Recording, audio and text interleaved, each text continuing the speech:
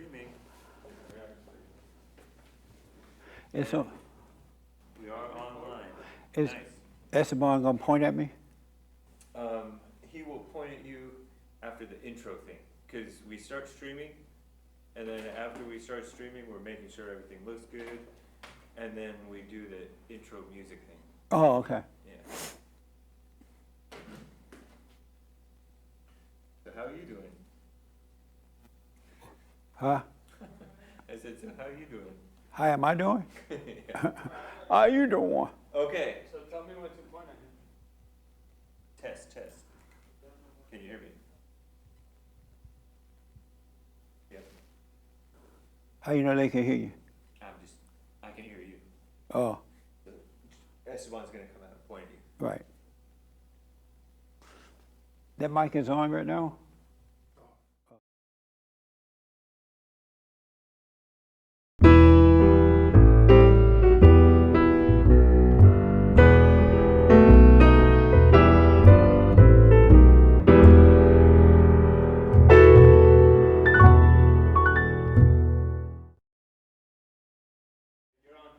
I'm on. Chris need to move.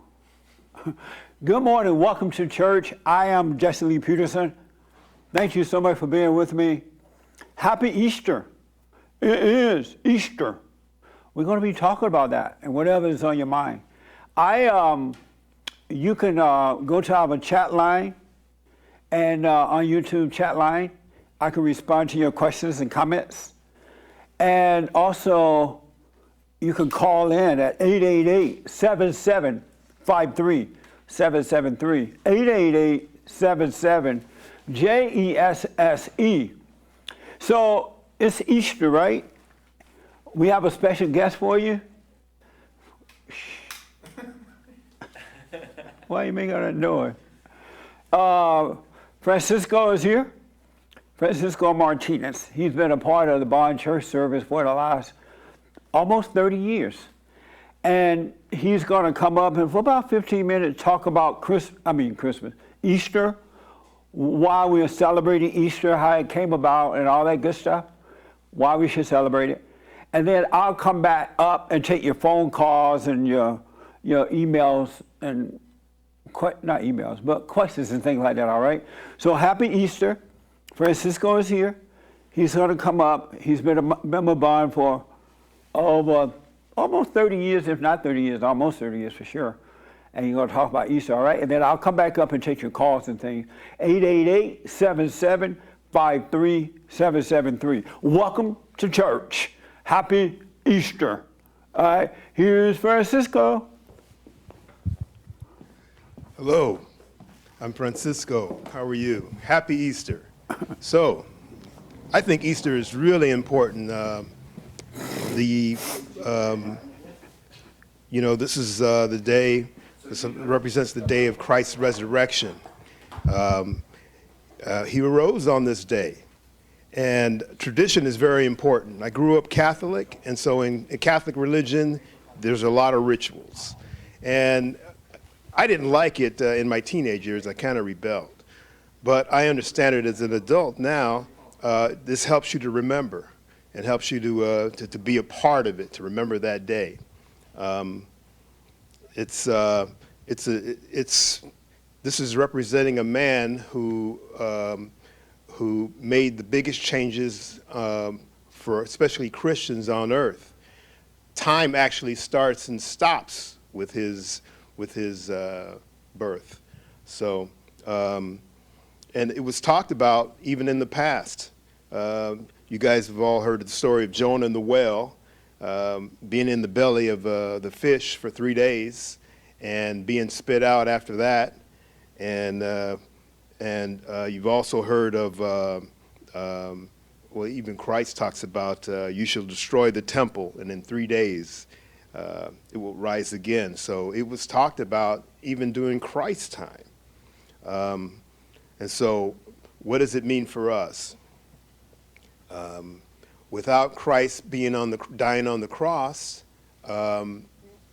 we would not have a path we would not have a path back to be with God, to be with Christ. So in the beginning, let's see.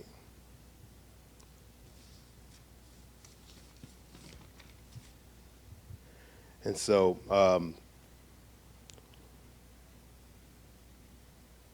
and it talks about Christ specifically during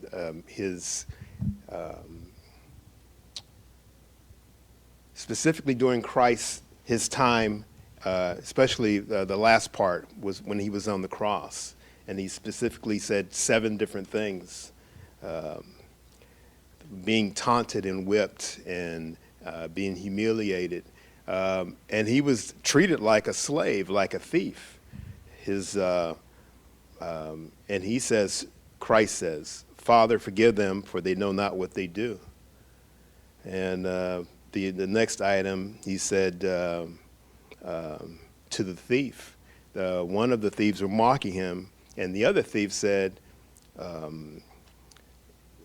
why are you mocking him? He's innocent. He has nothing, no reason to be here. And that's when Christ said to him, today you shall be in paradise. Who was probably the first man in heaven was the thief right after Christ. The third thing he mentioned about taking care of his mother. The fourth thing, God, why hast thou forsaketh me? Felt all alone and abandoned. He felt all the sins. The next thing, he thirsts for water, and they being evil, they taunted him with vinegar. The next thing he mentioned, that it's finished. And then he put his spirit, the last thing, he says to God, I put my spirit into your hands. And upon that, he died. And when he died, there were earthquakes, there were the Holy Temple, the curtain was ripped, and there, people don't. It says it in Matthew's. It also mentions that the graves were opened up. So those followers of Christ who had died had awakened, and so that's an incredible miracle. And what does that mean for us today?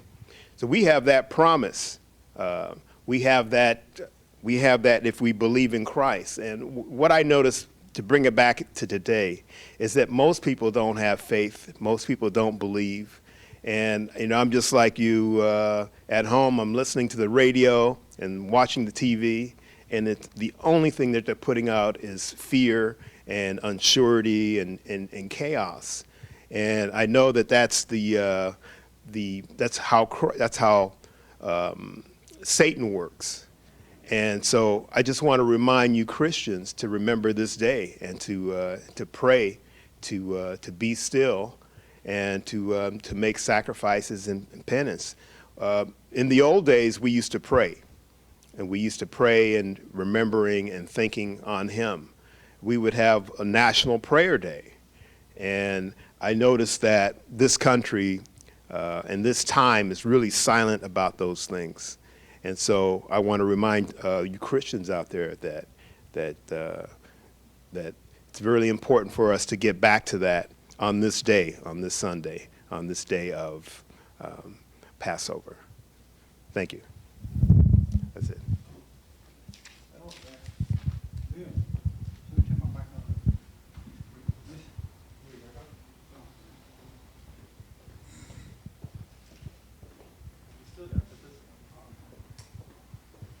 You done already, Frank? I'm done. Oh, okay.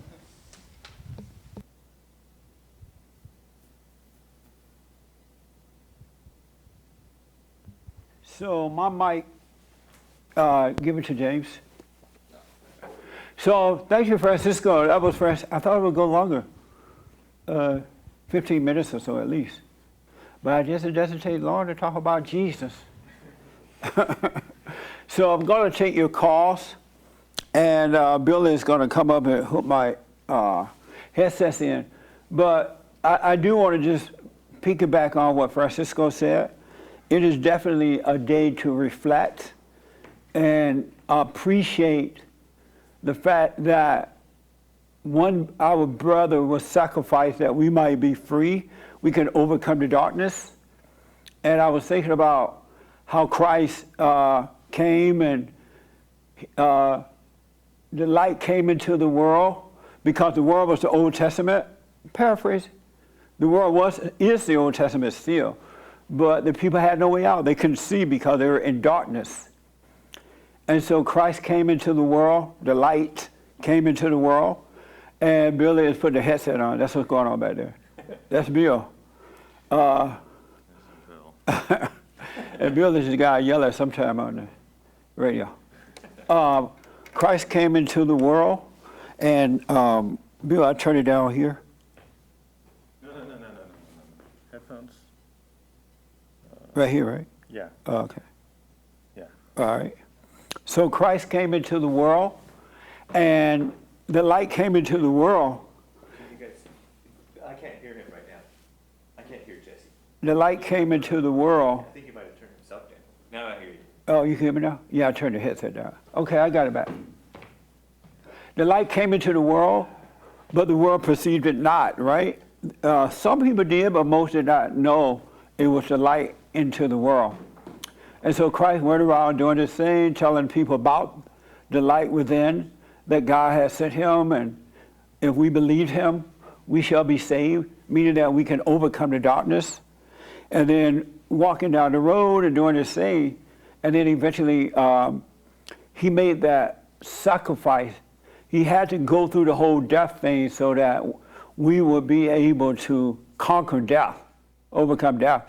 So he took the sting out of death. But what was interesting is that when he went down in hell, he went into that state of unconsciousness. In that state of unconsciousness, he experienced everything that we experience today, because when we were born into sinful families who are broken up and hatred, don't love one another, parents who don't love one another. So they end up causing us to fall away from the light and waking up to the darkness. So we end up living in our imagination in that state of unconsciousness. And in that state of unconsciousness, we have no love for one another. And when you have no love, you live in your imagination because you're in darkness and you're suffering. You're feeling inner conflict, doubt, fear, worry, insecurity, hatred, all kind of stuff. Jealousy and envy and strife.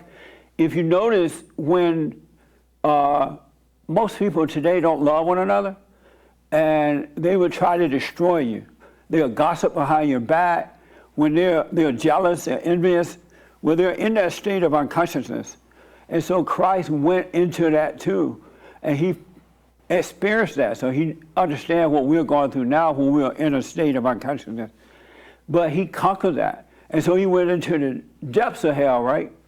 And even in the depths of hell, it was even worse. The people nagging each other, putting on each other, hating each other. It's just like hell on earth right now. If you're not conscious, if you're not born again of God, meaning that higher level of consciousness, you're living in hell on earth. I mean, just think about it. Drug addicts, alcoholics, sex addicts, liars and thieves and stealing and false government. The government is all screwed up. They lie to you. The media lie. I'm looking at the reaction to the Chinese virus, how people are like in fear, totally in fear because the government said, be in fear. And they went in fear. And they have no faith, so they had to freak out. And so Christ went down and he experienced all that. But the beauty about it, he did not, as I said last Sunday, he did not flinch, meaning that he didn't hate anyone. No matter what they said about him, whether it's true or not, he didn't hate them. He showed love. He was of love, and he stayed with love in hopes that even the person down in the deepest unconscious state, the darkness of hell, would see that, and they'll see a little glimpse of love in him, and that will wake them up. Because when you see love, you can't help but wake up. Most people don't see it. When you become of love, overcome the hate, and become a love, your consciousness rise to the mindset of God. You become one mind with Him. Your family won't like you for that. Your friends are not going to like it. Those who try to get it and they don't wake up, going to envy you. They're going to hate you. They're going to try to destroy you. But you're going to have that perfect love which casts out all hate, all fear, all doubt, all worries, all insecurity. It's like you have no past. And you will not die. You will conquer death, really. And even if your body should fade away back to dust, you will not die. That's why you should seek the kingdom of God in His right way while you live, physically living, because once you die, it'll be too late. You should do it now. Seek the kingdom of God in His right way. I mean, you got to overcome that fallen state. Return to God while you live. That way, when your body drop your body, it won't be too late. Your spirit will be fine. A lot of people think their spirit is going to be fine when they die, and it's not. Absolutely not. It's only for those who are born again while they're living. Amazing, right?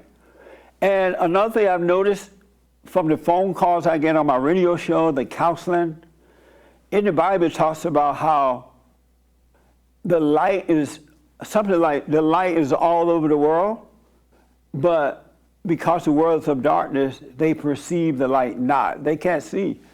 And the way that the light is around the world is that the kingdom of heaven, that new kingdom, after the Old Testament was done, the new kingdom came about, but it's inside of us. And because most people are blind and can't see, they don't examine themselves to know that the kingdom of heaven is within. It's crazy. The kingdom of heaven is within you. The New Testament is within. The light is within. And Christ created that light when He died and created the New Testament, the world, a new world, a new environment, a new reality, a new kingdom. That's why He said, don't look yonder, don't look there, look within. Know thyself. At the beginning of knowing yourself is the beginning of knowing the kingdom. Enter into the kingdom. All right? Know thyself. I'm telling you, inside of you is perfect love. No, you won't have a need for drugs and alcohol and lying and stealing and killing. There'll be peace on earth, but you got to get to know yourself. You must look within. All right? And my biblical question last week was, what did Christ mean when He said, what you do to the least of my brothers, you do to me? And what it means is that you can't hate anyone because we are created in His image. Even though some people in that fallen state, you still can't hate. Because when you hate the image of God, you hate God. When you get angry at, when you try to destroy, when you try to lie about, when you think that you're better than, when all that, you hate even the worst of the worst. You can't hate them. The least of them, you cannot hate them, because when you do, you hate God. And when you hate, you cannot return to the Father. He is of love. So we are not, well, matter of fact, once you're born again of God, enter into the kingdom within, there is no hatred in you. That's what's so interesting, right? Because if it was in you, within you, you would hate. But since it was taken away, it's the darkness nature of Satan is taken away, it's impossible to hate. And because you can see why people did what they did, where they're coming from, who's controlling them, and they can't help it. And you have perfect love because you're walking by the light. The light is in the world already, but the world cannot see it. And most people don't see it because it's inside, and most people don't examine themselves. They do not know themselves. So Christ came, sent by God, to get those things done, because in the Old Testament, the people were lost. They were in darkness. They had no way out. They couldn't help themselves. But now we have a way out. We have no excuse.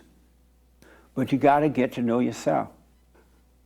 So all the pot people, the alcoholics, the drug addicts, the homosexuals, the liars, the thief, the sex addicts, and all, whatever it is, the illegal aliens, everybody, you got to get to know yourself so that you can overcome that fallen state.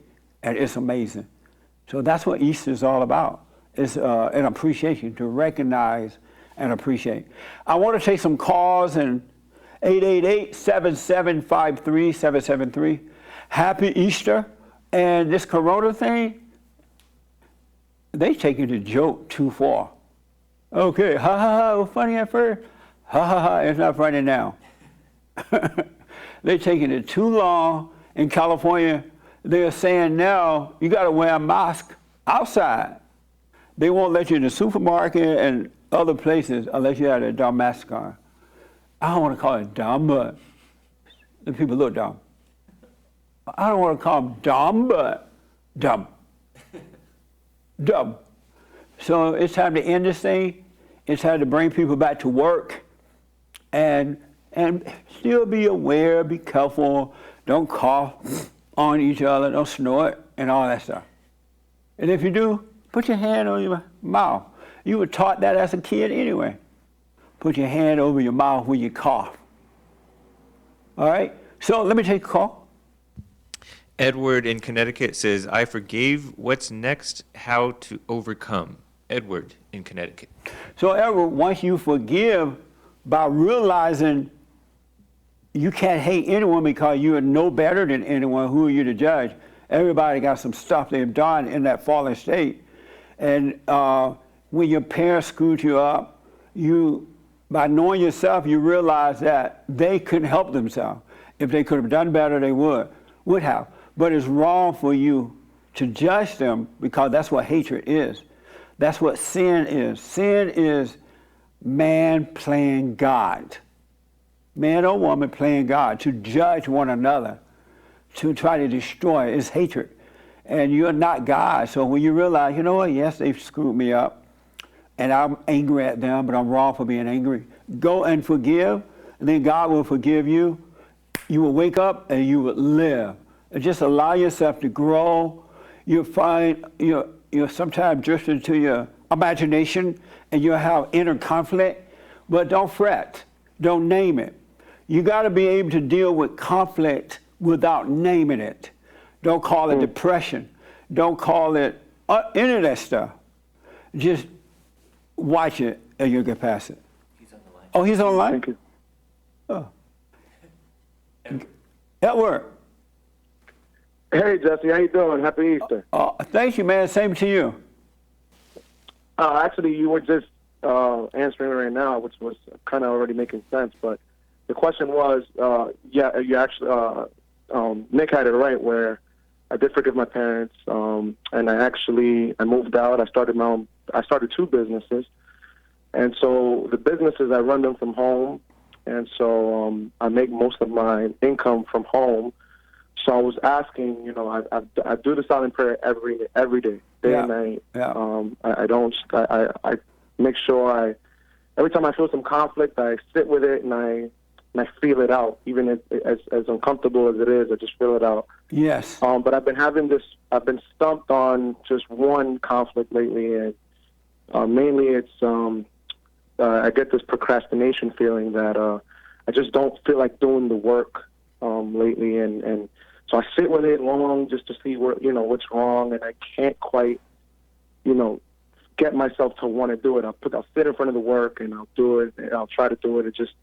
I can't for some reason. I remember the other day in the radio show you said, just do what's in front of you. And right. So right now in front of me it's kind of a little hard, so that's why I was seeing maybe what's the next step that I should do, or what should I keep doing what I'm already doing? Will it pass as everything else passes? Or Absolutely. It will pass, because now you're being cleansed of all that stuff you did while in that fallen state. And I don't know what you did, but I'm just throwing off some things. Smoke pot, or had sex out of wedlock, or whatever you did. So you have the Spirit of God inside of you. Now that you're awake, His Spirit is cleansing you out and taking care of all that stuff you picked up along the way. So sometimes, even if you're not aware of the thought that brought on the pain, just relax in the pain, but don't name it. Don't call it depression. Don't call it loneliness. Don't call it anything. Just observe it. and let it be. And if you need to go to work, just go to work. You can barely walk, you can barely talk. You're feeling this awful pain in the soul of your belly, but just relax and it'll pass. Don't fight with it. Observe it, but don't fight with it. Don't name it. Don't go get drunk. Just feel it. And the Holy Spirit is in there, and it's cleansing you of all that unrighteous stuff you picked up in the fallen state. And then it'll pass, and it's going to be amazing. But you got to learn to suffer in joy. Have joy during the suffering, because during that time you're working, the suffering is working patience in your life. And it's going to be amazing. And joy just means don't hate it. Don't get mad. Don't trip out. It will pass. You're growing spiritually back to becoming a son of God. Thank you so much, Jesse. That actually does it for me, actually, because I was just a little stumped because I've been sitting with it for a while now. And Yeah. I'm just like, why can't I do this? And, you know, bills start to come, and that's the last thing I want. The bills start piling up, you know, and obviously I have to do what's in front of me, and obviously doing what's uncomfortable is what God would intend, you know, to make you grow as an individual Absolutely. spiritually. So I'm definitely not. When I first woke up, I had that pain, but I had no one to even talk to about it, so I didn't know what to do about it.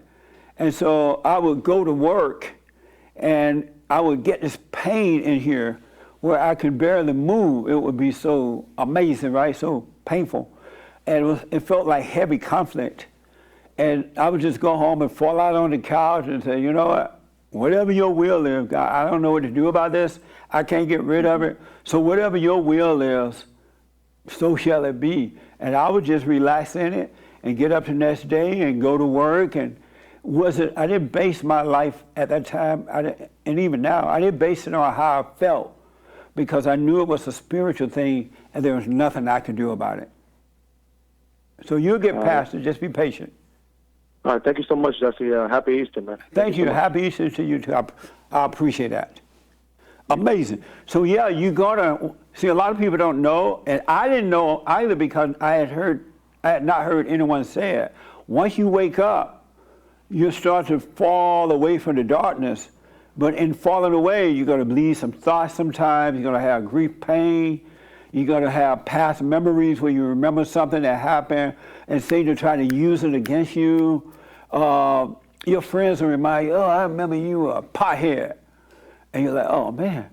But then let that pass too, because they're of their father, the devil, and they just hate you because you're doing the right thing. They don't realize they're being controlled. But just take the pain, you're growing, and after that pain is gone, it's amazing. So just relax, you're doing just fine. Yes. I have some super chats, and then I'll get back to some more calls. All right. Summer Sky 18 says, the man changed, the family changed, the community changes, the power is in the man. And also says, God, Christ, man, woman, order of God. Right.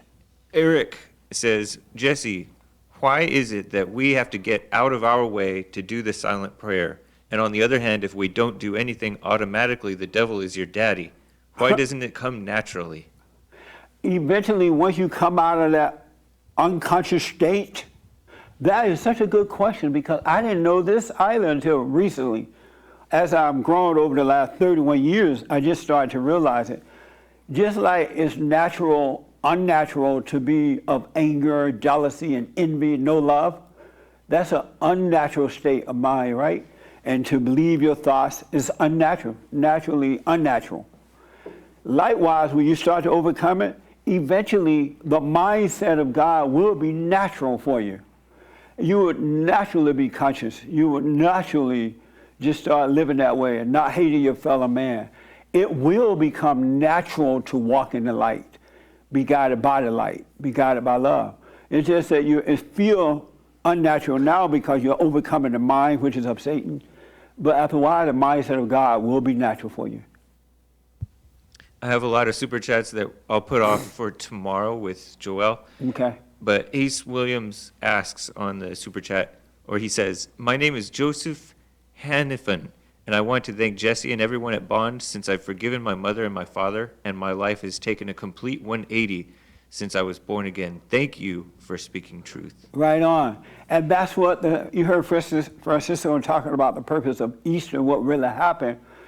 He did that so you have a way out. You can be guided by the light. You can overcome the darkness. But knowing yourself is it. You got to pay attention. I remember asking God, because I had gone to church, I read the Bible, I did all the stuff that the world was telling me to do, the preachers and everybody.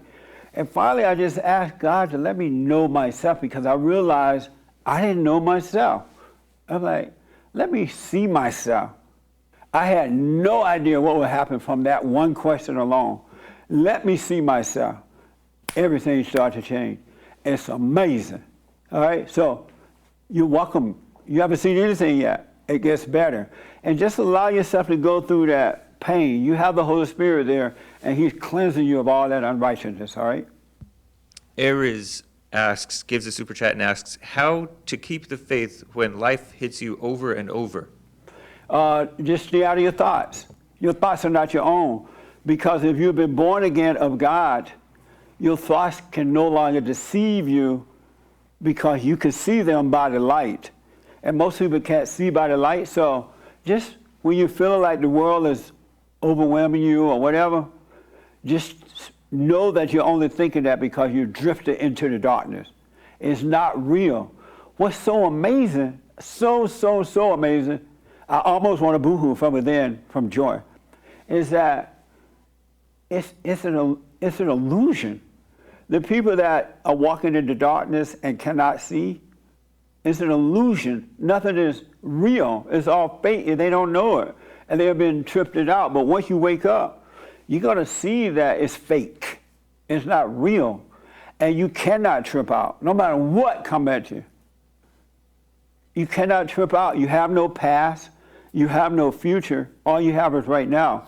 So the only way you're going to feel that the world coming at you and doing crazy stuff, you believe the lie. Doubt the lie, you can have the truth. All right?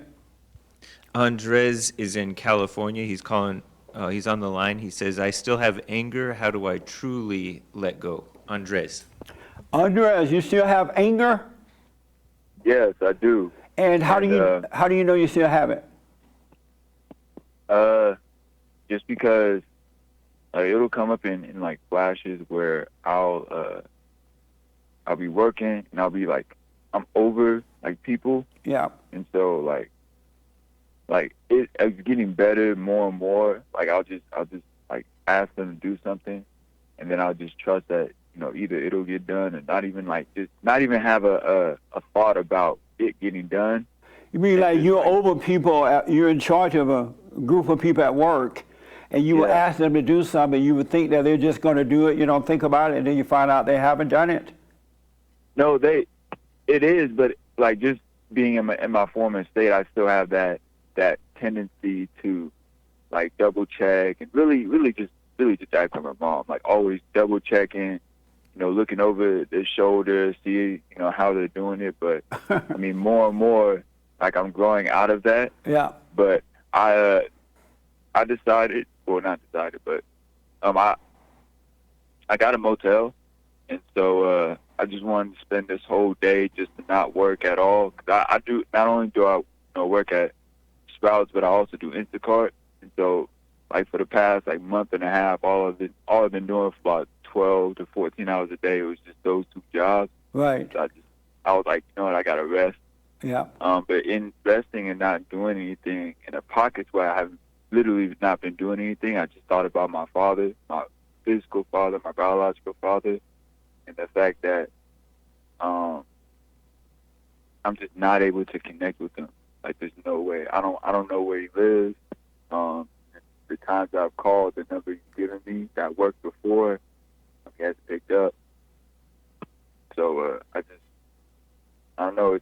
It hurts, and I reflect on like what you said to the other caller about sitting in the pain and loving the pain and enjoying the pain for what it is, as far as like the Holy Spirit, fighting that battle for you. Right. But it's just so I feel like I'm in limbo as far as not, because the Bible says go and forgive. Right. And the fact that I wasn't able to go to my father to really forgive my father and just leave him a voicemail and a voice message to a number that may not even be his, it's kind of, I understand. I feel like there's some unfinished business. Have you forgiven your mother? Yes. Okay. So listen, you know, a friend of mine now, she's a friend, Victoria. She's also a member of the church here. She tried to reach her father and went up to see him last Sunday. She called in, or maybe the Sunday before, and she was not able to see him for whatever reason. But she's given up because she did the best that she could do. She realized that she can't help herself. So her father, whatever's going on with him, he cannot help himself. So you can't make these people see you. It's just know that you don't have a right to resent them. Whatever he's going through, he's dealing with that. And you don't have a right to resent him. And just forgive him, let it go, and move on with your life. And don't believe anything that Satan tell you about it, meaning the thoughts, right? Because Satan will use, the imagination will use any incident to try to draw you back into the hell, to make you overreact and draw you back. So forgive your father, move on with your life. You tried to see him, you couldn't see him. You can't make that happen. But just don't hold anything against them. And don't let Satan tell you, oh, you didn't get a chance to go to your father. You tried. It didn't work. So let it go and move on with your life. And just observe those thoughts lying to you. And just be the observer, knowing that they are not true. Doubt every thought, and you can't help but have faith. But don't believe anything your thoughts tell you about anything or anyone, no matter what. Doubt every thought, and you'll be fine. Yeah, and I want to say this too. I know you've had a few callers call up to your show and tell you a few times that you were right. But like just this past night, because like I mentioned before, I'm in a motel, Right. so the walls are pretty thin. Yeah. And so there's this whole big situation happened with the guy and the girl. They were slamming doors, slamming each other against the floor and stuff like that. It was a whole bunch of, and even this morning, there was a he said, she said, back and forth on the dead homie this, on the dead homie that. They were talking about sleeping and I can't understand you. everything like that. But it's I see, it was very clear to me how much anger really plays to a part of the vast majority of people's lives. Yeah. And I mean, Absolutely. I don't know if that is what happened last night or this morning was an example of that, an extreme example, or even a subtle example. But it's just that just reflecting on that really brought a great sadness to. You know, in counseling with people over the last 30 years, it really has helped me to see the depths of what anger can do to the mind. Anger can convince you to jump off a roof. Anger can convince you, because you're breaking up with your girlfriend, or if it's a girl breaking up with a boy, it can convince you to kill yourself, that life is over. You're not worth anything. And sometimes the pain's so great, and right in the greatness of that pain, it'll tell you, you might as well kill yourself. Anger can convince you that you're a doctor when you're not. It convinces you that you're a prophet. It could convince you that you are all kinds of things. In your mind, you believe that, right? And people tell you, no, that's not true. That's all in your mind. It can make you look at someone and think that's your enemy, and you'll kill that person. And you tell them, no, that's not real. You're talking out of your head. You're living in your imagination. And people can be so deep into that imagination, you can't convince them that they're wrong. No matter what you say to them, they'll think that, oh, you're just trying to hide it. You're just trying to pretend, because that the darkness of evil got their mind. And so that's why you gotta overcome this mindset, this anger, and see reality.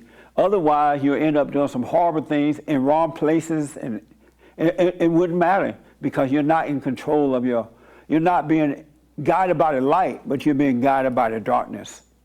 Yeah, Yeah, and it is a guide, is being guided towards one way or another. Yeah. Amazing. Well, just relax, man, and get up and do your work. Don't overwork either. You need quiet time too. Everything needs to be done in moderation. And so, like, don't get so into your work that it consumes your mind. I know people who, they live in their cell phones. They live there. They sleep with the cell phones in their hands. Or if they do put it down, they wake up through the night to see if they got any notifications or texts. Or when they wake up in the morning, the first thing they do is grab that cell phone. And so that's too much. It needs to be done in moderation, because now they're using their cell phone as a god. It's their savior. It keeps them away from consciousness, and they don't realize it. So just do all things in moderation, and you'll be fine. It's so amazing. All right, thank you, Jesse. You're welcome, brother. Happy Easter. Happy Easter. All right. Do you know anybody like that? No. That live in their cell phone? Oh. This is the first I've heard of that. You know anybody like that, Joel? No. No. He's like, no. That live with their cell phone in their hand. We both have our cell phones right now. But it's for work, right? And I'm like, what are they looking for? I mean, you don't even know that many people in the world. What's so into that cell phone that you're walking down the road like this? Or you're on the bus like this, or you're in the car, or you're in the bed, or you're at the dinner table, or you're like at work. In the cell, what are you looking for? Ain't nothing that important that you need to be lost like that. Okay. Jimmy Morgan gave a diamond, not a diamond, a super chat. Right on. And Thank says, you. Happy Easter, Jesse and all the Bond family. Jesse, your words ring true all through the Bible. Thank you for helping me to see the truth. You are amazing. Amazing. You're welcome. It really brings joy to my heart to when I hear men and women waking up. And it confirms that the light is in us and it's in the world. It's in the world. Some people, now I don't know, I may have to tell you this, come back and correct this. I was talking to a family member. It was I can't say who it was. And they was like, we were talking about the Chinese virus. They're like, oh yeah, these are the end times. This is what the Lord talk about. And we wait for the Lord to come back. He coming back. And these are signs that we should be looking at, that he's coming. I'm like, well, is he coming soon? I don't know. But he has already come. And he lives in you. And while waiting for that to happen, you're missing the light. You're missing peace. You're missing love. You're missing God. It's like, I know, and we're going to have a Jew on the radio next week, I hope, but this week. I hear a lot of my Jewish friends say that they don't believe Jesus was the Son, and they're waiting for him to come. I'm like, he was already there, right? And they didn't recognize him. And likewise, he's already come to us in this form of a quiet spirit, love, the kingdom of God inside. And most people don't know. Even some Christians, God bless them, but they don't know that he's already come. But they're waiting, and I don't know if that's going to happen or not, but they're waiting to be working in the fields, to be at work and wherever, and he's going to come and he's going to draw them up. And they're going to look around and see Joel and all those folks left behind. I'm playing. Joel won't be left behind. But he's already come. He really has, and he's within us. If you get to know yourself, you're going to see that. Our battle is a spiritual battle. It's not physical at all. That's why when you wake up to love, you can't hurt other people. It's impossible. And you wish everyone well. You don't gossip. You don't spread rumors, because you know of that spirit. You see the spirit, the dark spirit, and you know where you come from or came from. And you have no right to try to hurt your fellow man, because when you try to hurt them, what you're doing to the least of them, you do it to Christ, your brother Christ. All right? Stop it. Check yourself out and be the light of the world. Be an example. Don't be on all this dope and stuff. That's not God. That's a sign that you don't have peace. All right? I have some calls. You have some calls that have been on hold a while. Okay. Jared out of Columbia, Missouri is on the line. He wants to answer the biblical question. The biblical question is, what did Jesus mean when he said, what you do to the least of my brothers, you do to me? Yeah, can you hear me? Yes, I can. Happy Easter. How you doing today? All is well, sir. How are you? I'm doing well. Every day is well. Right on. I wanted to. You answered it. I didn't get a chance to answer or put my answer in, but it was basically exactly what you said. But if I could add a little bit to it, if you Yes, don't mind. absolutely. It's Easter. Absolutely. We're here to So, fellowship with one another, so absolutely. And I'll tell you, that's why I haven't been to a church in a long time. You Yeah. are the first church that I've taken part in, being awake, because you do it exactly the way the Bible, the way that God taught his apostles Yeah. through Christ. We're all to talk. We're all to have a word, and I appreciate that. But You're welcome. Christ, it's amazing because he said that. He said, what you do to the least of these, you do to me.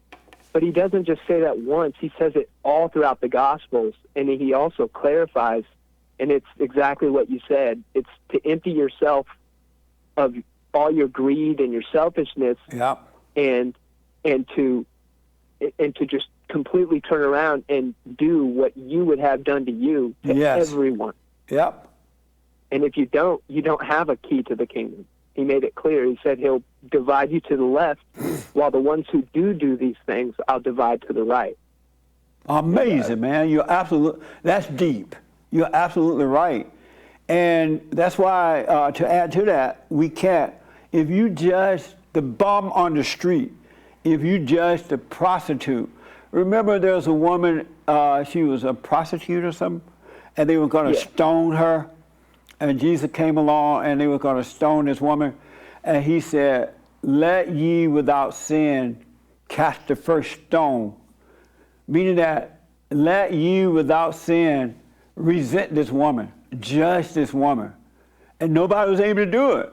They couldn't stone this woman because they all had hated, they all had judged, they all had played God in their lives. It's amazing, isn't it? And Yeah. the best part of that, Jesse, is that the one without sin is the one who said that to them. I And know, He and- didn't even pick up a stone and cast it. That's right. Because he is of love, and what people don't realize that's so amazing to me is that in love, when you are living by the light, which is love, which is God, in that nature, there is no judgment. There is no hate. It's not personal. You see what's going on, and you cannot hurt your fellow man. It really is amazing. And I didn't understand. So I don't know if you remember, but I told you my testimony. And even after my testimony, even after this dramatic change that Yes. God did in my heart, Yes. I still was like falling prey to Satan's wiles. Yes. And it wasn't until with your silent prayer, when I first went to do it, man, it scared me, Jesse, because I thought it was like some kind of Eastern mysticism going on. Right. Like, that's what, in my head, I was like, no, there's no way that this is actual prayer. And then one day, it clicked to me, man. It was so insane. It just clicked. It was like a flip of a switch. And it was when I finally understood, instead of letting my mind try and tell me what you were saying, I was just like, well, what if I'm wrong? What if there's something to this? That's right. And instantly, so just to sum it up, I don't want to take a whole bunch of time, but this is what I'm experiencing right now, and it's blowing my mind. I love every second, and I can see God working in it. But it's like a division took place between my mind and my spirit. And now when my mind has all this junk that it wants to use my body as a vessel to put into the world, I can see it with my spirit. It's like I'm watching all this craziness that I used to be like tangled in. Like I Yes. used to think it was me. Absolutely, And man. now it's like there's this separation. Yeah. And along with that, all the things that I tried to overcome, when I had my testimony, I just up and tried to change my life myself, quit doing everything I shouldn't do, and it made it worse. Yes. And I didn't understand it. And now I'm seeing all these things just fall away from me. They're just falling away. Yeah. It's like not part of my identity anymore. And then It's really amazing. Don't have a time of when, because some people think, oh, I'm going to stop smoking pot right away, right? They think as soon as they wake up, they're going to stop smoking pot. What they don't realize, they come out of the judgment mode. They stop playing God. And then down through life, you start to, all those other things start to fall away that you picked up along the way. But if they don't understand that, Satan would tell them, oh, you still a sinner, you smoking pot. You still a sinner, you doing this or that. God knows that we did those things in that fallen state. But once you wake up from judging yourself and others, that's when everything starts to clean up. It'll clean up. Then you can keep the 10 Commandments.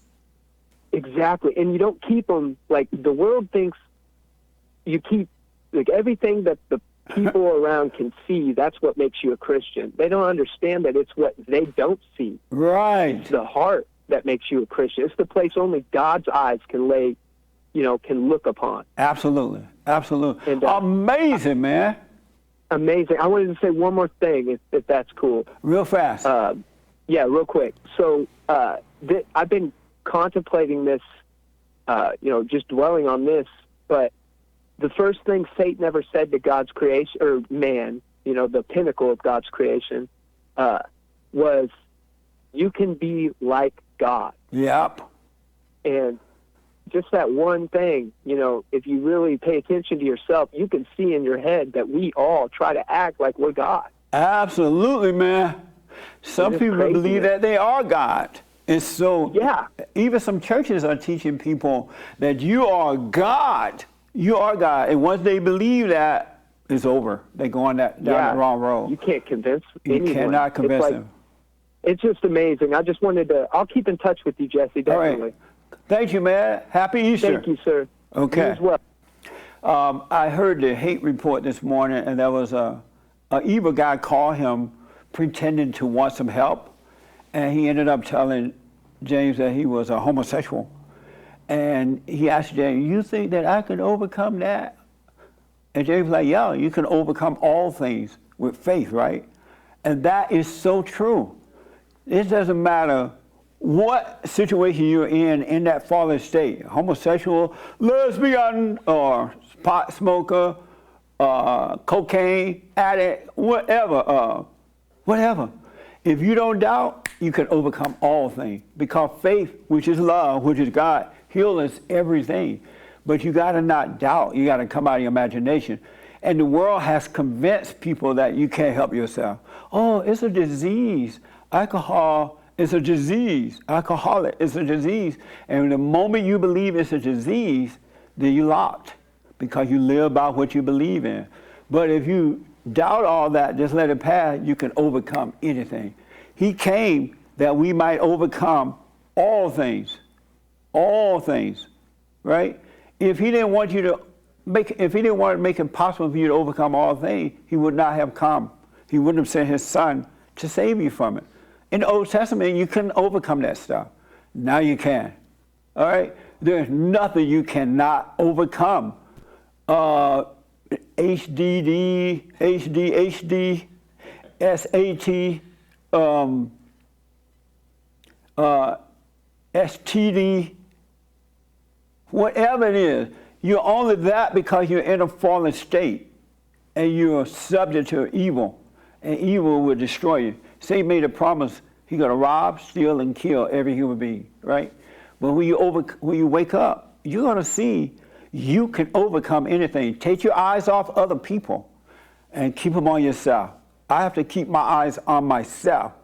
It is so amazing. All right? Yes, sir. A couple more super chats before getting back to calls. Treblig says, hey, Jesse, me and my fiance, thank you for guidance and wisdom. Right on. I've forgiven my parents and my eyes open to the truth. Thank you. God bless you and the JLP crew. God bless you. And see, when I said the light is in the world, it's all over this earth, but the people don't know it because they are not looking at themselves. They don't know thyself. But when you get to know yourself, you're going to see the light is here. And it's in the New Testament. It's the kingdom of heaven within. It's above us, but it's within, right? It's with us. It's already here, it's just hidden away from the children of the darkness unless you start seeking it. When you realize, you know what, I'm wrong for judging people. I'm wrong for judging myself. That's not working. I'm playing God. In that very moment, things will start to change. And then you start doing it. And the silent prayer is just about observing and not you. You are not your thoughts. I don't care what your thoughts are telling you. If they're telling you you can walk on the moon, if you have learned about the truth and your thoughts tell you, oh, you got it, now you're the king of truth, don't believe it. Don't believe it. It's all lies. You should always keep your glass empty. Keep it empty so the truth will come and go and come and go and with you and guide you. Don't hold on to anything. No thing, all right?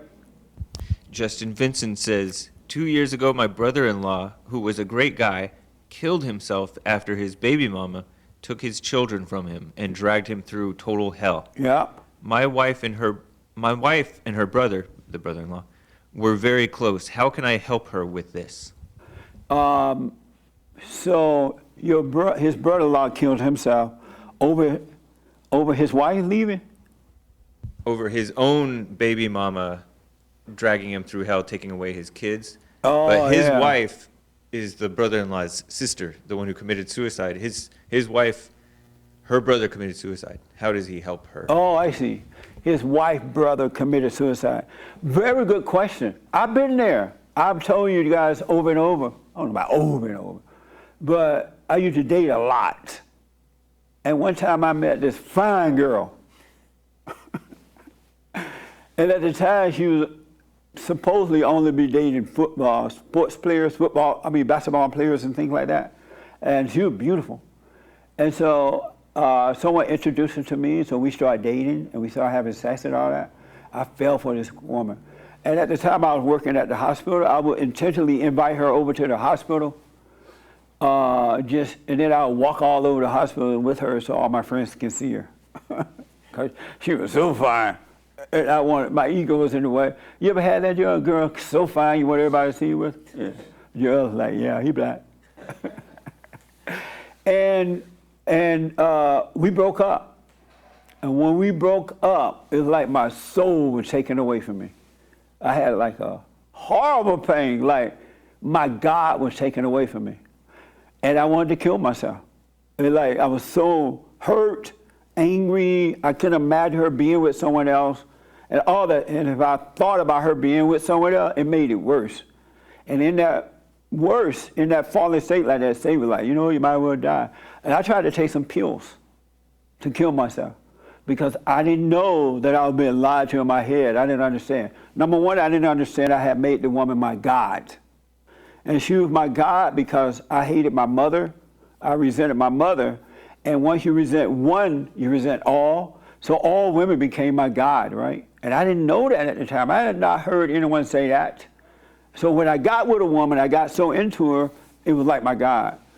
And so what I recommend is that you got to tell your brother or your brother-in-law he got to go and forgive his mother so he can stop hating women. And that way he would love them in the right way. They wouldn't become his God. It would be God in Christ, Christ in him, he over woman, women over children. So when a woman does come into his life, it's not like she is not taking the place of God. So if she does leave, it won't be a big deal. Oh, she gone. No big deal. Let me take care of my children. If he can't take care of the children, you would know that the law of the land is against men anyway, and you won't trip out, and that God would take care of it. All right? So he gotta reverse that order. He gotta come back to the natural order of God so that he doesn't judge himself or this woman that is allegedly doing him wrong with his children. Because when you go through situations, if you don't have that hate, even when your enemy come after you, you won't hate them and you will see how to overcome. Because it's like you're standing on the mountain looking at your enemy and they don't recognize that. They don't realize.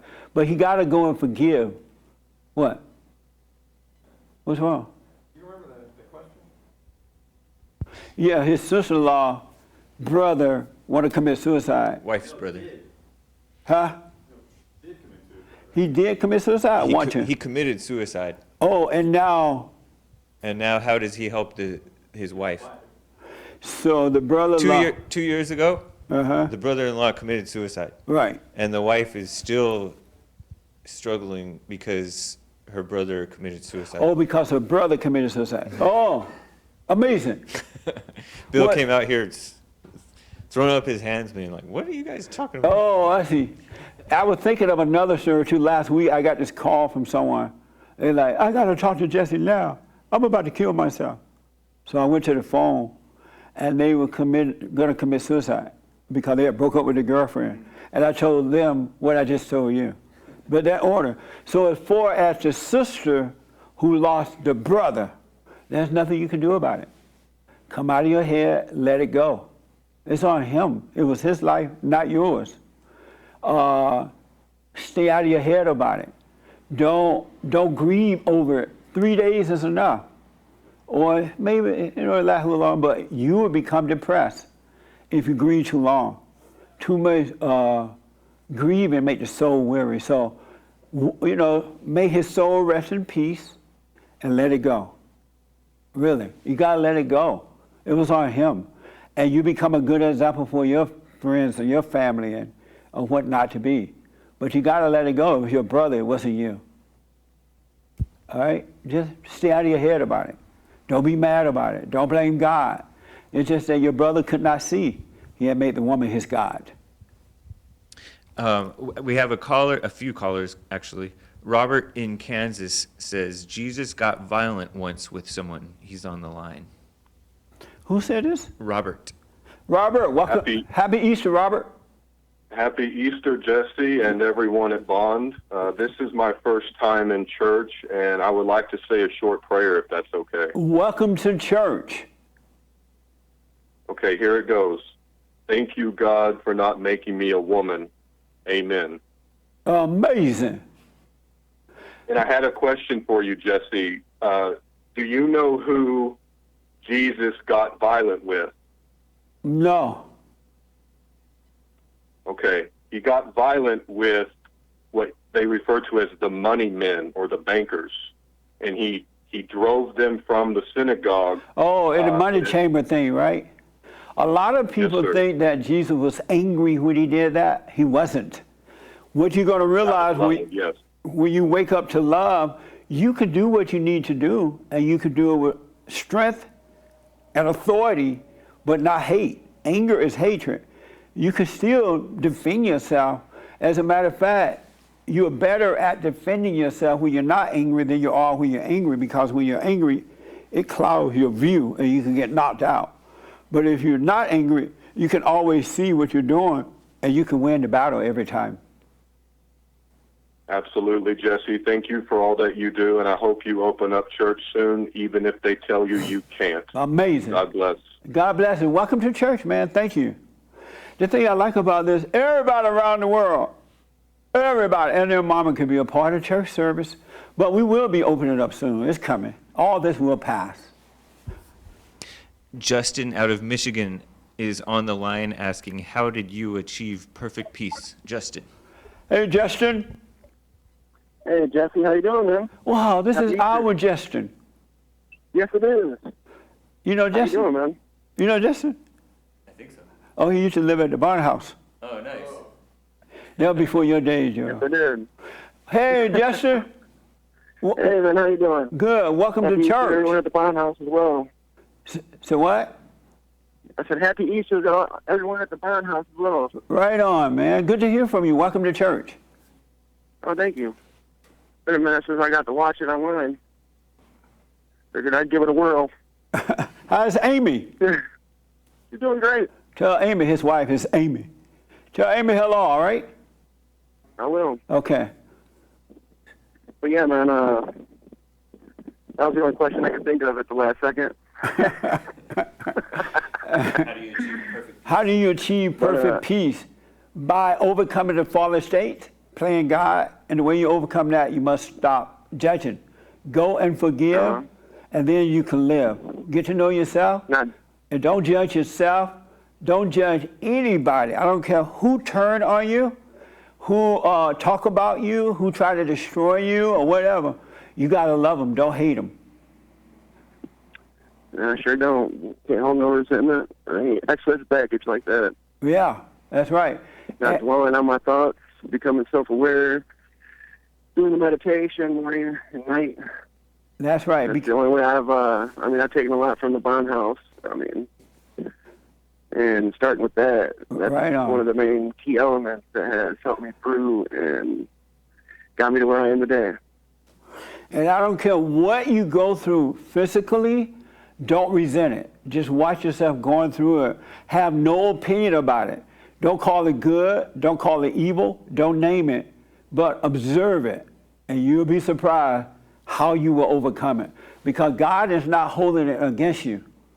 He's not going to hold it. It's Satan holding it against you by making you judge yourself. So just go through life, just become a living being, and you'll be fine, man. Alrighty. All right, thank you, Well, man. good Good to talking to hear you. from you. That was a good service. All right. Happy Easter. All right, happy Easter. Welcome to church. That's amazing. That's our Justin. He used to live at the barn house, and then he was engaged, so he went back to Michigan, right? Michigan, and he got married. Amazing wife, Amy. And young people, well, they're not so young now, but they were young then. I think they're 30-something now. Not that 30 is old, but great people, really. Okay. The Credit Solutionist gave a super chat and said, "Happy Easter to the Bond fam. Thank you for all you do, Jesse," also known as Black Victoria. Hey, Victoria, amazing. Victoria, we called Victoria for my radio show on Friday, or maybe it was Thursday, may have been Friday. So I'm like, 1 ring-a-ding, 2 ding-a-ding, and Victoria did not answer the phone. I was going to talk about her business, and because I really appreciate the growth that I've seen in her. She has not given up, and she went through a lot, but she did not give up. And she heard the phone ring and didn't answer it. And she was listening to the show at the time. Oh, that's funny. She was watching the show. She was watching me dial the number, but not watching me dial the number. She couldn't see it, but she knew I was dialing. But young people don't answer the phone now. I don't know if they hide from the creditors but they don't answer the phone. If you don't text them, most of the time you won't get them. If you leave a message, sometimes you don't get them. So she didn't answer the phone. It's funny, but I understand it. Well, thank you, Victoria. Roy is calling in from Austin, Texas, saying he took your advice and forgave. Roy. Roy, welcome to church. Hey, Jesse, happy Easter. Thank you. Happy Easter to you. I called in last Sunday, and he told me that if my parents bothered me sometimes when they call me, just to be straight up about it Yes. with them. And Yes. tell them, like, don't treat me like a boy. Right. And it really worked. I'm really amazed. And he told me to call in your daily radio show as well. Yes. But I can't do that because I work during that time. So Oh, okay. the weekends are the only time I can reach you. Right on. I just really wanted to thank you. And so you stood up to them? I did. It's just that I'm a pretty empathetic person. I always put myself in the shoes of others. I try to see it from their point of view. But then, I don't know, something told me that I should just be myself Yes. and not worry about what they're going through, but how I'm feeling at the time. That's right. And it worked out. But That's amazing. it really is. And I just want to get better because I already told you before that I'm in complete peace. This was one of the last things Yes. that I needed to overcome, and Yeah. I've done that as well. But what happens now? Because I'm so grateful. Even now they're telling people not to go outside because of the coronavirus, but I just took a walk outside in the sun and it just feels so amazing. Yep. It's just All I'm you still a have young to guy. all you have to do I'm still now playing- yeah. all you do now is just live, because now you're guided by the light. You can now see Wow. you're not your mama or your daddy's boy. You're not a child. You're an adult. You don't belong to them. They were just holding you until you became adult. You returned to the Father. Now you just live. Speak up. Don't resent. Do the silent prayer so you don't get lost in your head. Even if you don't use the video, you now can just do it yourself, right? All you have to do now is just live, and your life will unfold, and it will be amazing. You have not seen anything, man. It gets better, and I'm a witness to that. But so all you need to do now is just live. And when you're around them, or if you should talk to them, don't be baby. Be yourself. Be a grown man. You're not your mama's boy, so don't act like a kid around her. Correct them when they're wrong, but don't resent them. That's right. That's right. I did want to ask you a question this time. Yes. Something I've been struggling with. I was always agnostic in my life.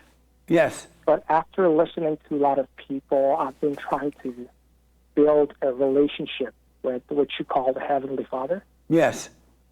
And I've done that, but so, like, what does that mean? Like, am I now a Christian? Or it means that you are a son of God. The fact that you can see, all those who can see are sons and daughters of God. Yeah, it feels tremendous, man. It's amazing to have that relationship. Yeah, and so on earth, in the physical, you're a Christian. Because being a Christian is just being Christ-like, not hating. But I never go to the church, though. The church is with you. Yeah. You are the church. You're doing fine, man. Wow.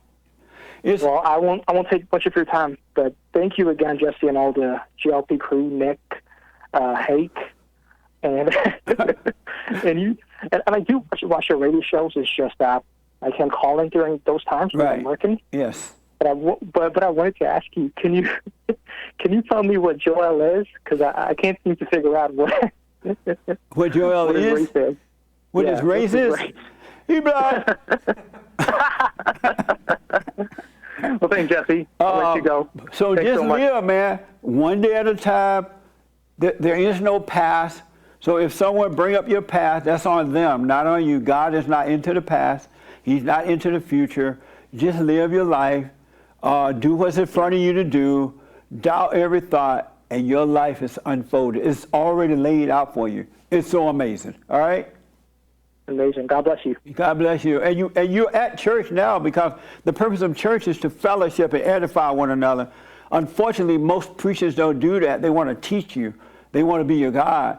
But it's to edify one another and do what we're doing here. Yeah, try to build that relationship, but it's just that I've never went to a physical church. Yeah, you're blessed. When I'm sitting, when I'm working, I think about building that relationship with Heavenly Father. Yeah, you're doing it now. You're on your way. You're doing fine. All right, thanks, Jesse. All right, God bless you. That's amazing. And see, that's what happened when Christ went to hell to capture free, to set us free. He didn't judge anyone. He went into the depths of hell. And you've been there. If you're not of the light, you're of hell. Really, you're in hell. Hell on earth. You have a choice to have paradise on earth, or you can have hell on earth. All those who have anger are catching hell on earth. And you're using all kind of stuff to make yourself feel better. That's not going to work. You're judging others to feel better. You're playing God to feel better. All those who have forgiven, they're living paradise on earth. Really. It's right here. It's above and it's here. If you don't live in your imagination, if you don't judge, you have paradise on earth. And Christ made that possible. He didn't judge. As one of the callers said, if anyone should have judged or may have had the right to judge, it would have been Christ. We don't have that right. That's why he never judged. God is love. He's not of hate. There is no hate in him, no anger. A super chat from Crazy Ferret Lady. Crazy fat lady. Ferret. Oh, crazy ferret lady. Gave 50 Norwegian krona and asked, Thank you. She asked, how can I stop the hate for the man responsible for my son's death? He was killed by his stepdad in 1991, 16 years old. I'm tired of the pain in my broken heart. Just like Christ didn't judge the prostitute, he didn't judge the murderers, He didn't judge the rapist. He didn't judge the blind person or the person with sickness and disease. You have no right to hate the man that allegedly killed your son. He couldn't help himself. And you have no right to play God. May his soul rest in peace and let God's will be done for him or to him. Just know, no matter what happened in life, you have no right to hate him, and that's why you have no peace. It was wrong, but he couldn't help himself. And if you don't stop hating, you become like what you hate. You may not kill someone with a gun or a knife, but you'll kill their spirit with your anger, your own children, your own relationship. Just know you have no right to play God. Judgment, revenge is of the Lord. Let him handle that. He'll do it in the right way. So you got to let that go. Forgive that man for doing that, for whatever reason, right? He couldn't help it. If he had been of the light, he would not have done that. He could not help it. I have a call for you from Mark in Ohio asking about free will. Mark in Ohio asking about free will. Happy Easter, Mark. Hey, happy Easter, Jesse. Thank you. Thank you for everything you've done. You're amazing. Oh, amazing. You really are. But Thank you. question for you. This has me stumped, and just need some input from you. Yes. So I believe that all your thoughts are not your own, Right. and that you don't create them, Right.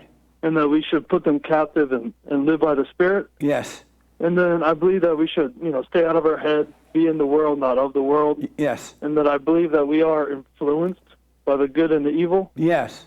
So my question is it like God wants us to choose him, which is a choice, Yes. and he will let us suffer and die if we don't decide to choose him? Right. Isn't that simply choosing him free will? Isn't that the choice to choose him? Really good question. That's one of the problems with words. Words can deceive you if you hold on to them, and if you define them based on what the world have taught you that they mean. Choose me in this sense, the spiritual sense, is mean don't hate. Because the reason you're in that fallen state, you resented your parents, your mother or your father or something yourself, and you fell into that fallen state. So you're born in hell. You're born in darkness. Once you're tired of suffering that hell, you realize, you know what? I got to stop hating. I'm not God. In that very moment, you are choosing, but not in the way that the world tells you. You're choosing not to hate. You see something that let you know you're suffering because of your own anger. You have not forgiven. So you realize, I need to forgive. That's not the same as choosing to. It's realizing that you're wrong. Okay, so there's just like a fine line. So like the desire to just want to be good, that's pretty much all we can control. Beyond that, well, it's not in our hands. You shouldn't you shouldn't have that desire to be good. You should want to return to the Father so you can have peace.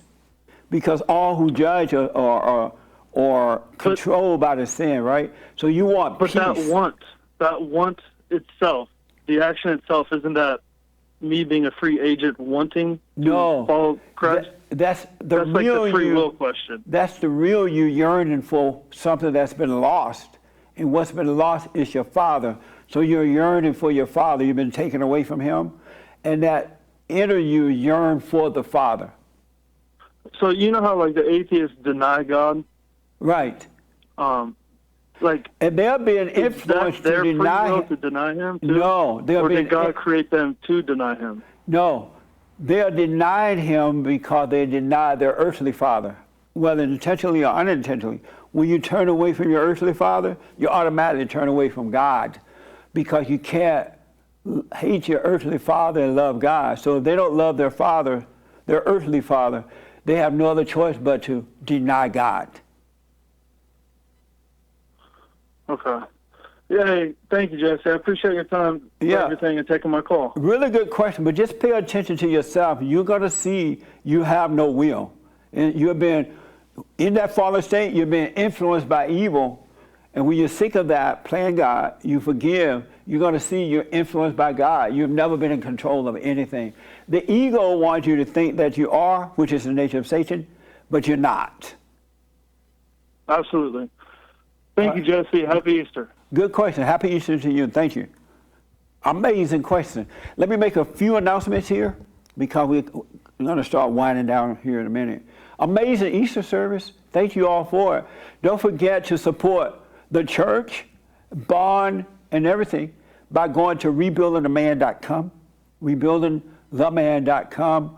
We've been around 30 years now. We had planned for a major celebration this year, but because of the Chinese virus, we may have to postpone until next year. We still have the same hotel. Everything is on hold, so we may have to postpone it. Thank you for making that possible. We have nothing to do with the government, not one dime from the government. And what I really appreciate is that those who want to wake up and those who have awakened are definitely supporting Bond. And I thank you for that. I don't take that for granted. The radio show is Monday through Friday at 6 a.m. to 9 a.m. Pacific time, and heard around the world by everybody and their mama. And don't forget to like the church service, rebuildingtheman.com/church, JesseLeePeterson.com, and thefalledstate.com. thefalledstate.tv. I'm black. Thefalledstate.tv, right? You got to go and look for it because we've been shadow banned and all that stuff. And support it, keep the numbers going, and do what you got to do. Ring the bell for notification of new videos and all that good stuff. Patreon.com, you are amazing. We have special stuff up there now for Patreon.com. I do shout-outs for whatever specialized shout-outs for your event, your birthday, your funeral, your wedding, breaking up with someone and marry someone who already have children, married another woman or another man who already have children by someone else, you pretend to be their parent, breaking up from that, whatever. Birthdays, weddings, graduations, whatever. Go to cameo.com, and for your donations, go to rebuildingtheman.com or call 800-411-BOND, 800-411-2663. You can also, what else? Oh, we have a brand new newsletter that went out yesterday. It hit the mail yesterday. It's an amazing newsletter. If you're not on the mailing list, though, you're not going to get it. No cost, but you won't get it. So if you like a nice little simple newsletter we put out 2 or 3 times a year, if you'd like to get a copy, go to rebuildingtheman.com and put your name and address, right, James? Mm-hmm. Rebuildingtheman.com for name and address, all right? You're going to love this newsletter. And also, we want more testimonies from those who are being helped, those who would like to be helped, and blah, blah, blah. So you can do video, audio testimonies, write them in or whatever, right? And thank you for that. You might end up being in the newsletter or on the radio show or on the falledstate.tv. I appreciate that. All right. Yeah, make sure and thank Francisco this morning. That was amazing. Yeah. I thought Frankie would go longer. Why did you go longer, Frankie? Because you're a Mexican. You're a talker. Why did you go long? I thought you were going to do it for 15 minutes or so. I choked. You choked? Berta! You choked? That's amazing. He had a lot of good stuff to say because I talked to him yesterday so we could work out how we're going to do it. He really had a lot of good stuff to say. He choked. You became nervous? Yeah, I listened to Satan. He listened to the devil on Easter Day. He took it out of my head. Here's a man up here talking about Christ and Satan made him choke. I remember now. I remember now. Next time we'll do it again. He'll be coming back because he really did have a lot of. I was like looking forward to hear that message and I wanted you guys to hear it, ladies. What he said to me on Saturday, I talked to him about FaceTime. It was some good stuff. I was like, oh, that's pretty good. But he only did 5 minutes. He choked. I had never seen a Mexican choke. He looked black, but he half Mexican and half black, right? I'm all black. He all black. He's choking again. All right. But thank you, man. I have a, I have a super chat saying, from Ardent Heart, saying, Happy Easter, everyone, and thank you, Jesse, from the bottom of my heart. Your insight about the Old Testament being about the world Yes. without and the New Testament being about the world within Yeah. is amazing. It's amazing. It's so in the Bible, too. Jesus said, the kingdom of heaven is within. Know thyself. The beginning. Know thyself. When you know yourself, you know the kingdom. And you'll see the world around you. You will be in it, but not of it. He said, the greatest thing of the commandment is to love. And love is not a feeling. You don't feel it, you don't taste it, you don't touch it, you don't eat it. You live by it. It's a light unto your feet. It's God in you. It frees your mind. It gives you peace. It opens doors. It everything. And I want everybody to know, you've been lied to when you've been told you can't get over. There's some things you cannot get over. It's absolutely not true. It's only, as Francisco mentioned this morning, I think he mentioned it. He should have, because he mentioned it to me. You can't get over, if you have doubt, then you won't get over it.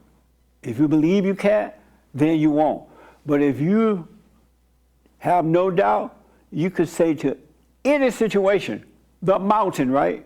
The situation is a mountain. You could say, be gone. It's done. Really. And have no doubt, it's amazing. But you got to not have doubt. When you have no thoughts, when you doubt thoughts, you have faith. And in faith, all things are possible. I don't care if you're a drag queen or transgender or whatever it may be. All that stuff comes from being of the world, meaning being of Satan. And Satan is about all those things. And you don't have to wait until you die to be free. Inside is where freedom lives. All right. We're going to open the treasure chest on D Live at 12:30. So like in 2 minutes. But let me get to a caller for you.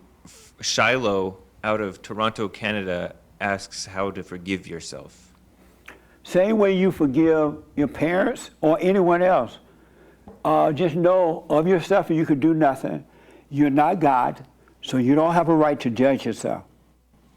But once you forgive your parents, so I've been asked, well, when I forgive my parents, do I have to go around and forgive everybody that I hate? No, because once you forgive your parents, perfect love comes and it wipes out the hatred of anybody, really. It's not in you anymore.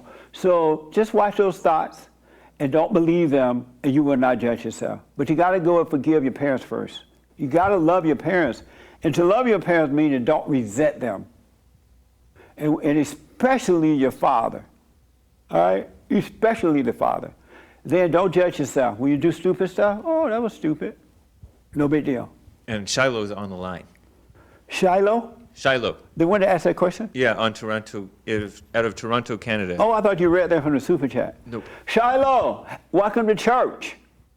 Hey, what's up, Jesse? All is well, sir. You pretty much answered my question, but yeah, there's more context to it. Basically, I was dating someone for about 7.5 years. Yes. And she had a lot of anger. And I put up with it because I always thought, oh, she's going to change. You know, and the thing is, she really hated you. I would listen to your church service in the background. Yes. And it would make her so angry because you would talk about anger and how people should deal with anger. Yes. So she wanted to get married, and I told her the reason why we can't get married is because of your anger. I worry that we're going to have children, and you're going to, put that anger onto them. And she completely lost it and basically left me. And now I have all these savings, this time that I spent planning for the future. I made some stupid decisions. For instance, I'm 29, and I dated a lady who's 55. And, what? That's grandma. Exactly. And that's when I got to my rock bottom. Was we were driving around the city, and it felt like I was driving with my mom. She was nagging about my driving and telling me do this, do that. And that's when I started to say, like, how stupid I've been, how much time I've wasted. I wasted with a lady who I knew it wasn't going to work out. She had a lot of anger. She was out of control, unpredictable. and now I'm here. I spent this time. I'm sleeping with a 55-year-old. Like, what's wrong with me? You know What I mean? And exactly. That's what I'm saying. 55? Hey, man. But the thing is, she passed for 40. She was a very beautiful woman. But Hey, that much passing in the world. Right. So I look back. It's not so much that I want the girl back, and I'm not like the other caller who was depressed and killed themselves over her. Right. It's just I feel so stupid. Like I've wasted so many years of my, and I live in Canada. Finding a decent girlfriend at the age of 30, like that's almost impossible here, and I feel really dumb, like so much time wasted. Well, here's what I recommend. I totally understand it, man. Be grateful that you're alive and you can now see. You are blessed, man. Be grateful for that. And whatever has happened is done. It doesn't exist anymore. It's over. It only exists in the mind if you believe it. Because Satan want to remind you of it so he can bring you back into that hell, right? Let it pass. Be grateful that you can now see. And so what? You had to go through that because you couldn't see. Now you can. Just be grateful. Do not look for another woman. Don't only seek the kingdom of God in his right way, and it'll be added. If it meant for you to have one, he will put the right one in your life at the right age, the right time, and if you should marry her, it will last until death do you part. So don't be grateful, man. I know what you mean. When I woke up, I couldn't believe. I'm like, what the? I'm wasting time. I'm about to kill myself. I'm doing all this madness because in that fallen state, you can't see that your house is burning down. You can't see the kind of woman you're really getting with, or the woman can't see the kind of man. But when you wake up, you can see it, and you will not get involved with that. So be grateful, man. Thank you very much, Jesse. I appreciate it. Yeah, be grateful. You're blessed now that you can see. I can't believe you're with a 50-some-year-old woman. I ain't never dated no 50. Man, I wish I could show you a picture. She was gorgeous. Like, I know it sounds crazy, but anyway. Well, Satan looked gorgeous in that fallen state. All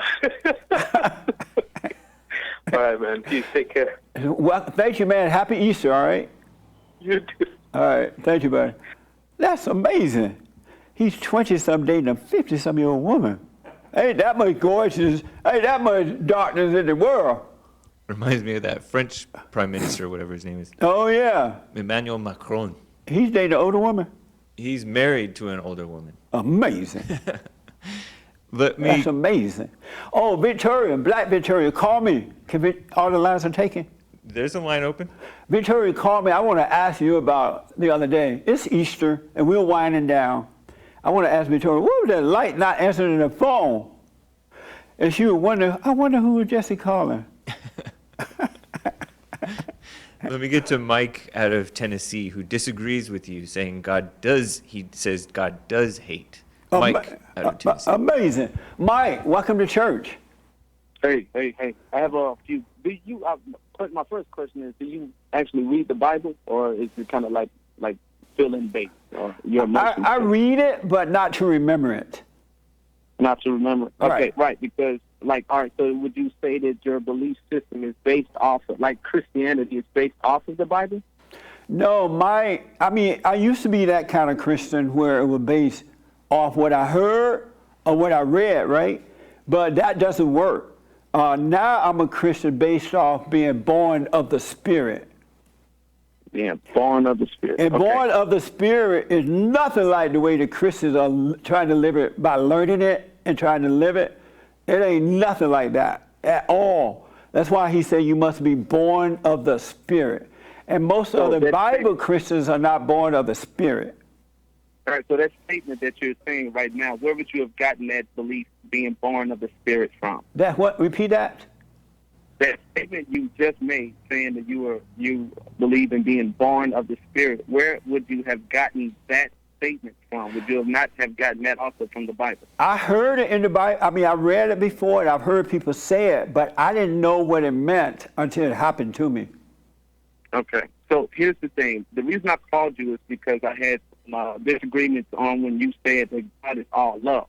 Right. Because throughout the Bible, it shows that God has a bit of a hate streak as well. Wow. Are you a Christian? No, not in the sense that you would think. like, I'll give you an example. This here is Ecclesiastes. You can write this down. No, let me ask you this. Are you a Christian? Not in the sense that you believe. I just asked you though, are you a Christian? Okay, so in the way that you believe, no, I am not a Christian. I asked you, are you a Christian? All right, here's the deeper answer. I'm a real Christian, and I believe that the rest of you are not. So are you saying, yes, you are a Christian? I'm a real Christian. And you believe that the God that you serve has hatred in his heart? Yes. Oh, amazing. Well, I understand it, man. All right, let me help you out. Watch this. This is Ecclesiastes 3, verses 8. It says, there's a time for love and a time for hate. Okay. Is that amazing? Amazing. Ecclesiastes 3 verses 8. So you have hatred in your heart? No, what I'm saying to you is that God there's a balance. The same way that we all have emotions, God also has those same emotions. But children of God are not into emotions. That's also, I would have to disagree with that as well. Okay. No, I understand it, man. If it's working for you, hold on to it. I don't want to convince you, because if I convince you, you only believe because I said it. But if that's working for you, God bless you. Okay. All right. So, here's another one, though. This is Psalms 139, verses 21 and 22. Right. It says, I hate them with a perfect hatred, and I count them my enemies. And that's what discernment is. What's going to happen when you wake up, when your heart is renewed? You're going to discern evil. You're going to see it, but you won't hate it with your kind of hate. You'll discern it and know that it's wrong. You won't accept it as a right, but you won't hate it with your kind of hate. Okay, well, here's another one. This is New Testament. All right, thank you. I got to go, buddy. Thanks for all the scriptures. I do appreciate it. But hold on to it. Hold on to your hatred and see how far that gets you, all right? Happy Easter. We have Black Victoria from Los Angeles, California on the line. We're winding this up with Black Victoria. See, some of you might not know we have a Black Victoria and a white Victoria. Victoria, happy Easter. Happy Easter, Jesse. How are you? All is well. So I'm dialing your number on Friday. You're sitting there looking at me dialing. Your phone is ringing. Why didn't you answer? Okay, listen. Let me plead my case here. All right. So here's what happened. All right. I was working, but my back was to the TV. I had YouTube on the TV. Okay. And I saw my phone ring, and I didn't recognize the number. So I figured, okay, it's before 8:30. This is probably some mess. So I didn't pick up. And I turn around, and I hear my voicemail on the TV, and I'm like, wait, what? So I put two and two together. I'm like, oh my God, I miss Jesse. So no, that's really what happened. So I did think it was like a spam call or something. Right. I didn't put two and two together. So my apologies, but here I am. Well, I wanted to say, first of all, thank you for advertising on the show, on the radio show, and congratulations with your business. I'm glad that it's growing, and just stay with it. Stay out of your head. You have not seen anything.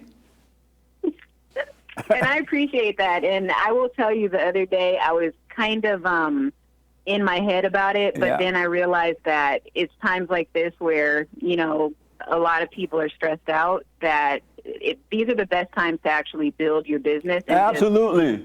Going forward, business as usual. So I definitely have seen that, and I've had a lot of quiet time, and I've been able to really come to that realization, and it's crystal clear. And I want to thank you for that, because I wouldn't have been able to do that without going to Bond and talking to you and, just getting that motivation to do it. Right on. Right on.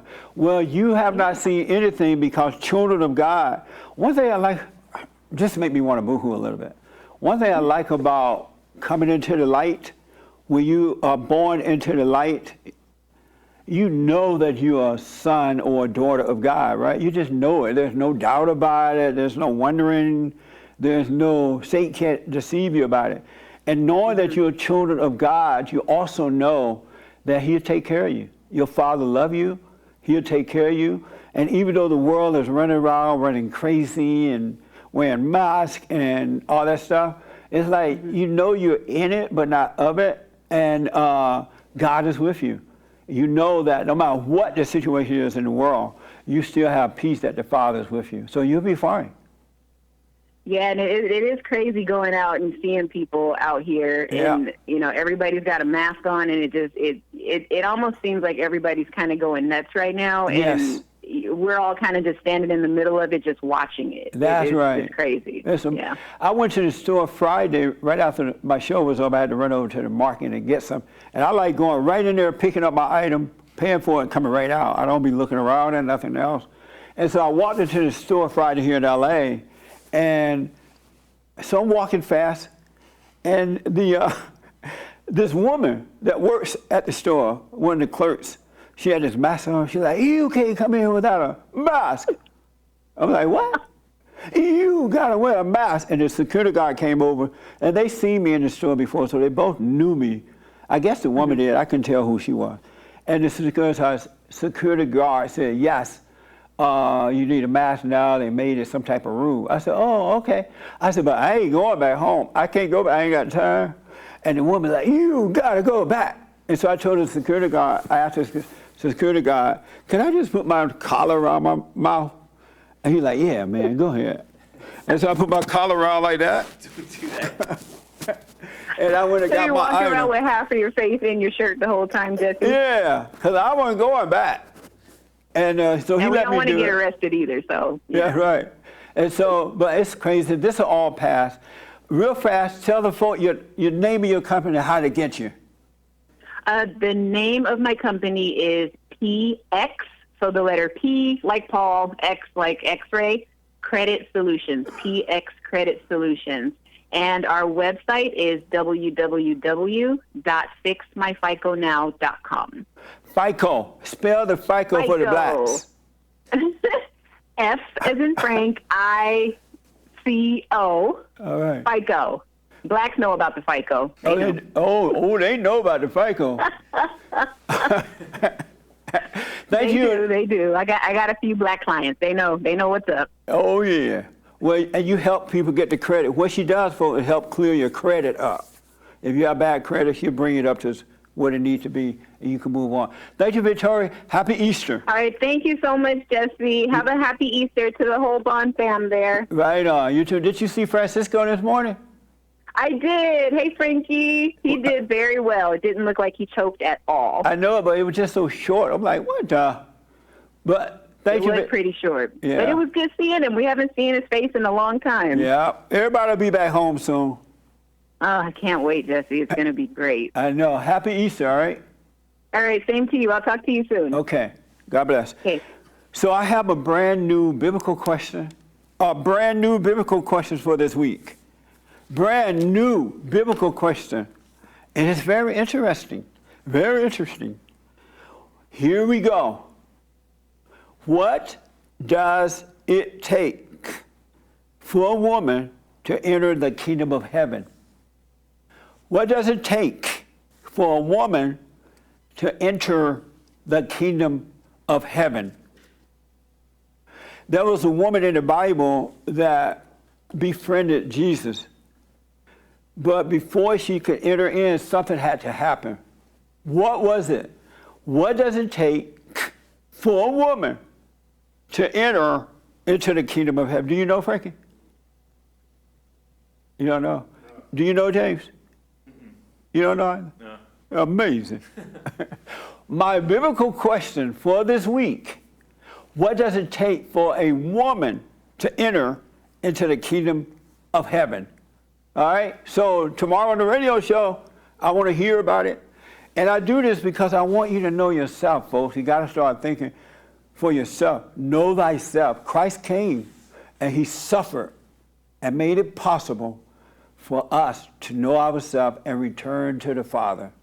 For you to have peace on earth and not have fear and doubt and jealousy and enemies, and because the world is doomed. It's the Old Testament. It is doomed. All right? So what does it take for a woman to enter into the kingdom of heaven? And thank you all so much for tuning in to the Easter service. It was amazing. And I know we could go on and on and on, but it's time to end it. And tomorrow on the radio show, we're going to read the rest of your super chats and your D lives and all that. Thank you for that. And don't forget to donate to Bond, rebuildingtheman.com/church, and or call 800-411-BOND. 800-411-2663. I have amazing books. If you need counseling, we have the best counseling service, the best on this side of heaven. You can either do it by phone or by Skype now, FaceTime or Skype, whatever you call it, right? Because we're not taking people inside the building at this point. That's going to change. So you can call the number and set up a counseling appointment. So last word is know thyself. Know yourself. Pay attention. Ask God to let you see yourself. Don't worry about what somebody else is doing or not doing, whether they're right or wrong. Even with my words, let them go in one ear and out the other, all right? But Christ came so you can know yourself and enter into the kingdom of heaven. It's happening around the world. I hear the people calling into my show. Africa, Mommy Africa, and Europe, all over. And like, Jesse, I went and forgave. And now I can see. A load was lifted. The light is already there. The kingdom of heaven is inside, but you can't see it because you're living in the darkness. You're walking dead. You're in the darkness. Come to life. You have once to die. That's from the ego. And once to live, that's by the light. It's up to you. No one's going to force you. And if you want that other kind of religion that boy called with just now, that's fine too. Suffer and die. Thank you for the Easter. And thank you, Frank, again for 2 minutes of speaking to us. And thank James and Nick and Joel and Chris and Esteban and Doug. The crew is here. Thank you all for helping today. Great job. Billy, I can't forget Billy. And did I leave anybody out? That's the crew, right? Yep. Thank you all for your help. Happy Easter. Be grateful that you are alive. For those who have not even found their place yet, be grateful that you're still alive. Go and forgive. You'll be free. God bless you, and thank God for Jesus, right? Happy Easter, folks. Thank you all. Have a good one. Amazing.